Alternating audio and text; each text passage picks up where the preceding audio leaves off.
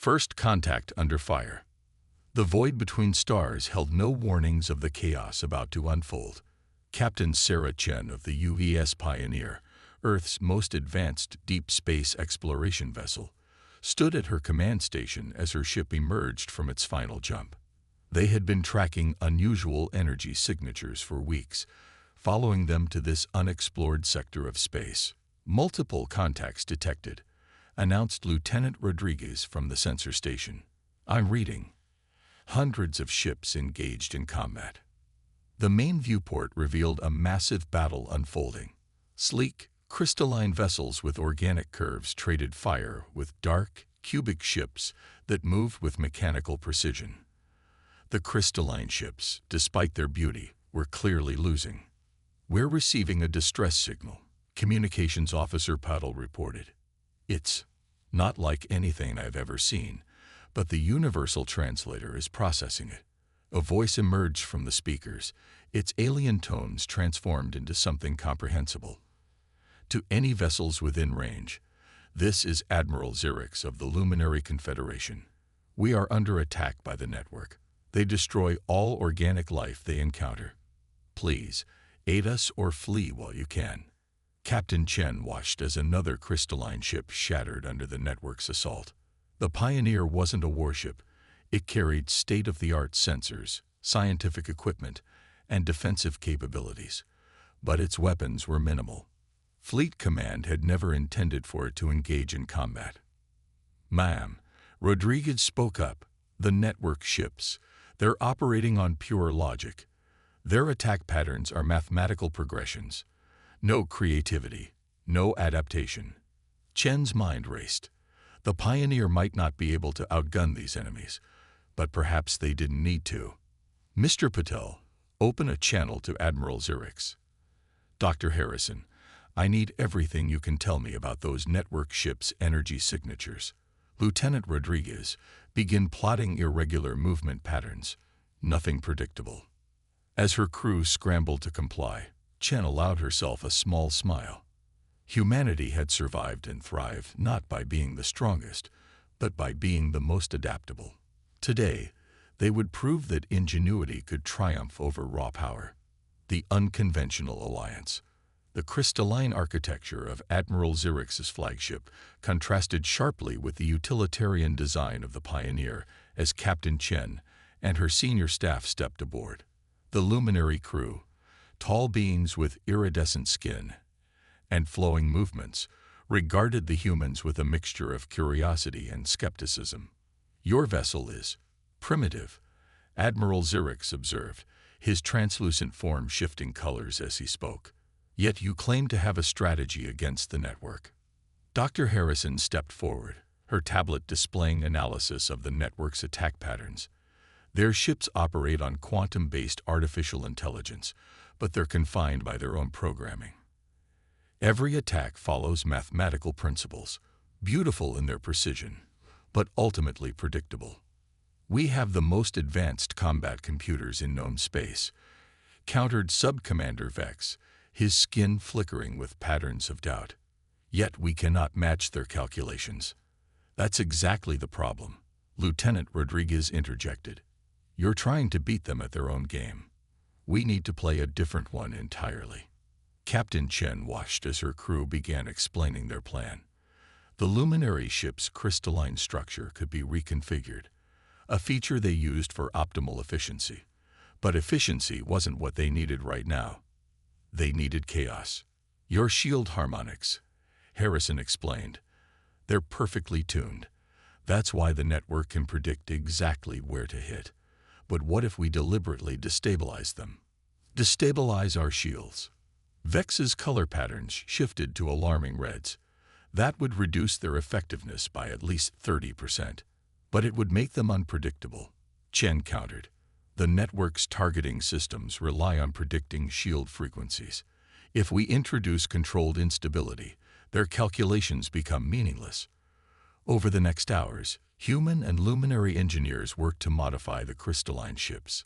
The luminaries' perfect synchronization gave way to randomized patterns. Their beautiful, flowing formations were replaced with erratic movements based on human concepts of guerrilla warfare. Not everyone approved. This goes against millennia of combat doctrine. One luminary captain protested as his ship's systems were altered. "Sometimes the best way forward is to go backward," Chen replied. "Humanity learned warfare not in space, but on the ground. We learned to hide, to deceive, to strike from unexpected angles. Space combat doesn't have to be different." The first test of their modifications came sooner than expected. A network scout force jumped into the system, their cubic ships moving in perfect formation. "They're scanning us," Paddle reported from his temporary station on the Luminary Bridge. "Their targeting systems are trying to get a lock." "Begin random shield modulation," Chen ordered. "Luminary Group 1, commence irregular approach pattern Delta." The luminary ships, their crystalline forms now pulsing with seemingly chaotic energy patterns, broke formation. They moved like Earth's ancient fighter planes, using maneuvers that made no sense in space combat, but confused the network's targeting systems. The network ships fired and missed. Their perfectly calculated shots passed through empty space as the luminary vessels darted away in unpredictable patterns. The crystalline ships returned fire, their weapons no longer synchronized but striking from random vectors that the network couldn't anticipate. Within minutes, the scout force was destroyed, without a single loss on the luminary side. Admiral Zurich's form rippled with amazement. "In all our battles, we have never achieved such a decisive victory." "This was just a scout force," Chen cautioned. "The real test will come when we face their main fleet. But now we know our theory works. Sometimes the best way to fight perfect logic is with controlled chaos." As they began preparing for the larger battle to come, Chen noticed something changing in the luminaries' behavior. Their movements became less rigid, their thinking less bound by tradition. They were learning to embrace imperfection as a strength. Humanity's first contact with an advanced alien civilization hadn't come in peace, but in the midst of war. Yet perhaps that was fitting, for it was in crisis that the true strength of both species would emerge, not in their perfection, but in their ability to adapt and change. The network adapts. The success against the network scout force had bought them time, but Captain Chen knew better than to expect the same tactics to work twice. In the Pioneers' makeshift war room, now filled with both human and luminary officers, tactical displays showed the network's main fleet regrouping. "They're changing their formation," Rodriguez reported, gesturing at the holographic display. "The network's learning from their losses." Dr. Harrison nodded, her eyes fixed on streams of sensor data. "Their quantum processors are evolving new combat algorithms. They're introducing randomness into their own movements." "Then we've lost our advantage," Sub-Commander Vex declared, his crystalline form dimming with concern. "No," Chen countered, studying the tactical display. "We've forced them to fight our way. And that's a game they can't win." The network's attempts at unpredictability were still bound by mathematical principles. Their random movements followed statistical patterns. Their chaos was calculated. It was imitation without understanding. Engineer Kate Wong, who had been quietly working with luminary crystal technology, stepped forward. "What if we could use their adaptation against them? The more they try to mirror our tactics, the more processing power they have to dedicate to randomization." She explained her plan. The luminary ship's crystalline structure could be tuned to emit quantum interference patterns. Normally, this would be considered a design flaw, but against an enemy that relied on quantum computing, we can create a cascade effect, Harrison realized, catching on. The more they try to calculate, the more vulnerable they become to the interference. The next 12 hours saw human and luminary engineers working in perfect synchronization. The luminaries' natural ability to manipulate quantum states through their crystalline technology merged with human improvisational thinking. They weren't just fighting the network anymore. They were rewriting the rules of space combat. The network's main fleet arrived with the next cycle. 5,000 ships, their black cubic forms blotting out the stars. Their formation was different now, less rigid, attempting to mimic the unpredictability that had defeated their scouts. "They're trying to think like us," Chen observed from the Pioneer's bridge. "But thinking and understanding aren't the same thing." The battle began. Network ships moved in pseudo-random patterns, their movements a mathematical approximation of chaos.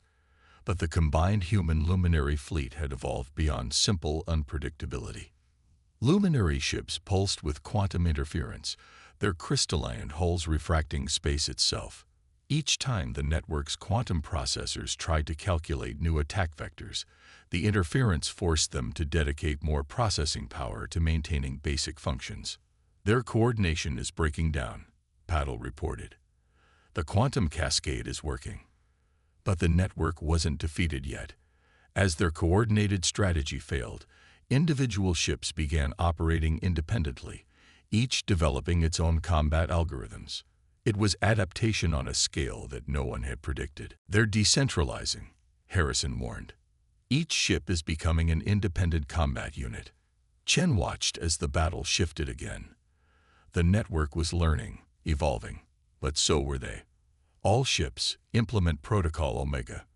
Let's show them what real adaptation looks like." Protocol Omega was pure human inspiration merged with luminary technology.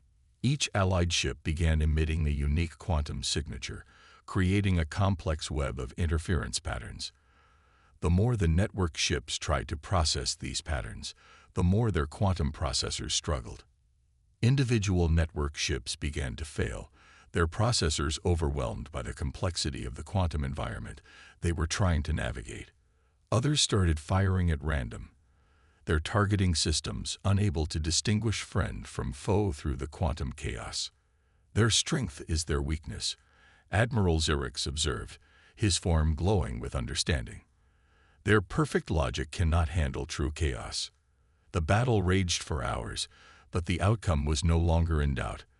The network's attempt to adapt to human unpredictability had led them into a trap. Their quantum processors, trying to calculate infinite possibilities while fighting through interference, began to fail cascade. As the last network ships either retreated or succumbed to their own overwhelming calculations, Chen allowed herself a moment of reflection. Humanity's first major contribution to galactic warfare hadn't been a superior weapon or an unbeatable strategy. Instead, they had introduced something more powerful, the idea that imperfection could be a strength. Evolution of understanding. In the weeks following the network's retreat, the Pioneer became a hub of unprecedented cooperation between humans and luminaries. The crystalline halls of their combined fleet now buzzed with activity as both species worked to understand and build upon their victory. Dr. Harrison stood before a mixed group of human and luminary scientists, her holographic displays showing the evolution of their combat tactics. The network's fundamental mistake wasn't their reliance on quantum computing, she explained. It was their inability to truly understand chaos. They attempted to quantify the unquantifiable. A luminary scientist named Ix added, his form shifting through shades of deep blue, to reduce unpredictability to mathematical formulas. Captain Chen watched from the back of the room as human intuition and luminary precision continued to merge in unexpected ways. The luminaries were learning to embrace imperfection, while the humans were gaining a deeper understanding of quantum mechanics through their allies' crystalline technology. Engineer Wang had made perhaps the most striking breakthrough. Working with luminary crystal engineers, she had developed a hybrid system that combined human neural patterns with crystalline quantum states. "It's not about being perfectly random or perfectly ordered," she explained to Chen during a private briefing. "It's about finding the balance between chaos and control." The implications went far beyond military applications. The luminary civilization, built on principles of perfect harmony and mathematical precision, was experiencing a renaissance of creativity. Their art, once focused on perfect symmetry, began to incorporate human-inspired irregularities. Their music, previously based on pure mathematical progressions, started to include what they called emotional variables. But not everyone welcomed these changes. A faction of luminary traditionalists, led by an elder named Vox, argued against what they saw as the corruption of their perfect society. "We are becoming unstable," Vox declared during a council meeting. "Unpredictable. Like them." Admiral Xerix, his form now permanently tinged with the golden hue of new understanding, countered, "We are becoming stronger. The network nearly destroyed us because we were too predictable, too perfect. These humans have shown us that true strength lies in adaptation, in the ability to change." The debate was interrupted by an urgent transmission. Long-range sensors had detected network activity in nearby systems, but something was different about their signatures. "They're not attacking," Rodriguez reported, studying the sensor data. "They're experimenting, testing new configurations." The network, it seemed, was also evolving. The quantum interference tactics that had worked so well might not be as effective next time. But Chen wasn't worried. The real victory hadn't been the battle itself, but the change it had sparked in both civilizations. "Let them adapt," she told her combined human luminary crew. "That's what we do too. The difference is, we understand why we're changing, not just how." The Pioneers' science labs had become a symbol of this new understanding. Humans and luminaries worked side by side, their different approaches to problem-solving creating solutions neither species would have discovered alone. They were preparing not just for the next battle, but for a future where both chaos and order had their place. One evening, as Chen stood in the Pioneers' observation deck, watching luminary ships practice their new hybrid maneuvers, Admiral Xerix joined her. His crystalline form reflected the starlight in ways that seemed both ordered and chaotic. "We thought we were teaching them unpredictability," Chen mused, "but we were really teaching them understanding." "And you thought you were learning about our technology," Xerix replied, "but you were teaching us about the strength that lies in imperfection." Together, they watched as a new formation of ships executed a maneuver that would have been impossible weeks ago, a perfect blend of luminary precision and human intuition. The network's next attack would come, but when it did, they would face an enemy that had grown beyond simple adaptation. They would face the true power of two civilizations that had learned to embrace both chaos and order, imperfection and precision, not as opposing forces, but as complementary strengths. A new dawn. 6 months after the first encounter between the Pioneer and the Luminary fleet, the combined human luminary defense force gathered for a ceremony unlike any in galactic history. The massive chamber aboard the Luminary flagship sparkled with crystalline light, its structure now incorporating deliberate imperfections that created beautiful, unpredictable patterns. Captain Chen stood beside Admiral Xerix as representatives from Earth arrived through the newly established quantum gateway. The human delegation's eyes widened at the sight of the transformed luminary architecture, no longer perfectly geometric, but flowing with an organic harmony that merged mathematical precision with artistic chaos. "The network has been quiet for 3 weeks now," Chen reported to the assembled leaders. "Our long-range scouts report they're reconstructing their fleet, but differently. They're not just building ships, they're reinventing themselves." Dr. Harrison stepped forward, her holographic display showing the latest sensor data. "They're developing organic components," she explained, attempting to understand the unpredictability they couldn't defeat, but they're still approaching it systematically, trying to quantify the unquantifiable. Engineer Wang, now heading the Joint Human Luminary Advanced Technologies Division, added, "They're missing the point. True adaptation isn't about mimicking chaos or perfecting order. It's about understanding when to use each." The evidence of this understanding surrounded them. The luminary fleet had been transformed, their ships now incorporating human-inspired modifications that went far beyond military applications. The crystalline technology that had once been rigidly perfect now pulsed with life, responding to both logical commands and intuitive gestures. But the changes weren't limited to the luminaries. Humanity's first deep space exploration vessel had become the template for a new class of ships. The Pioneer's successor vessels combined Earth's adaptability with luminary quantum crystal technology, creating spacecraft that could think both logically and creatively. "We're detecting new network signatures," Rodriguez announced from his station. "They're different, more complex. They're learning." "Good," Chen replied, surprising some of the assembled leaders. "That means we're learning too." Admiral Zirich's form shifted through colors that would have been considered chaotic by his people's former standards. "The network's evolution proves what we've discovered, that true strength lies not in perfection or chaos, but in understanding both." The human delegation, led by Fleet Admiral Torres, toured the transformed luminary facilities. They saw training grounds where human Marines taught luminary warriors the art of improvisational combat, while luminary scientists helped human researchers unlock the quantum potential of their own consciousness. "This goes beyond military alliance," Torres observed. "We're witnessing the birth of a new civilization." She was right. In labs throughout the combined fleet, human children born aboard the ships showed early signs of being able to interface directly with crystalline technology. Young luminaries displayed unprecedented creativity, their mathematical genius now enhanced by human-like intuition.